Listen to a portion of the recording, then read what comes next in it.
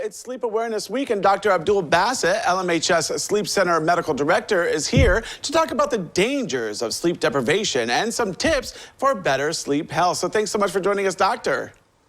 Good morning. Thanks for having me. All right, well, firstly, what are some common habits that lead to sleep deprivation that we may not even realize?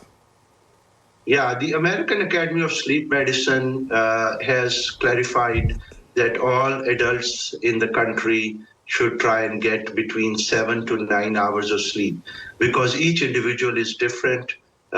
Some people need more, some people need less. But anytime you're going below 7 hours on consistent basis, it's a problem.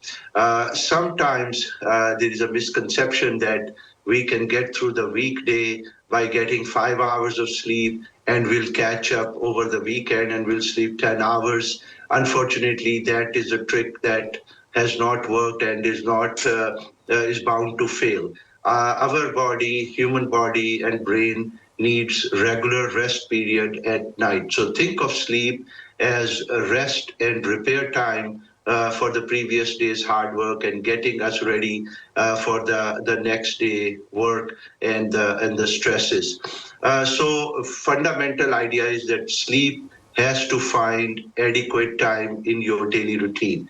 If you plan activities towards the end of the day that are highly stressful and taxing and demanding on your brain activity, or for that matter, if you engage in a very vigorous type of exercise routine, very close to bedtime, then that will not be a good outcome of that. So we have to allow our internal rhythms to take place. When the sun comes out, that stimulates our brain, and that in turn stimulates our body to go on and do the things we have to do.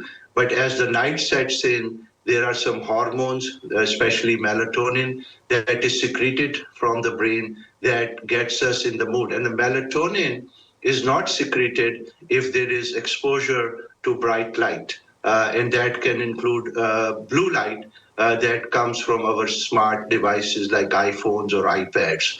So the melatonin secretion is blunted if our routine does not allow that slow decline into the valley of the sleep. And if we keep stimulating our brain close to bedtime, then the night will not be as rewarding and relaxing as it needs to be. Yeah, so how does chronic sleep deprivation impact our long-term health?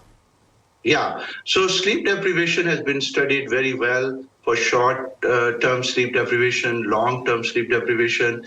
The effects on human physiology are very drastic and very palpable. In short term, you can think of the next day as being sleepy, tired, but heart rate is going up because sympathetic discharge, your blood pressure is up, you're not relaxed, and you're trying to get through the day. So the attention, concentration, all of that declines very rapidly if even we are deprived one night of sleep or we don't get enough sleep on a nightly regular basis.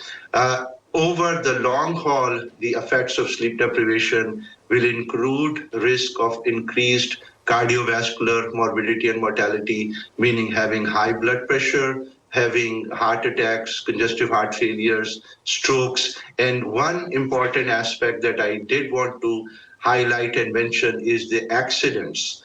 Sleep deprivation, we all hear when there is a daylight saving time, our routines are maladjusted overnight, that there's a lot of accidents on the road because we are not ready to get up and be attentive when we're driving. So sleep deprivation can lead to very serious immediate impact in the form of accident because our reaction time, our attention span is not there. We think we are awake, but we are not at a high functioning level.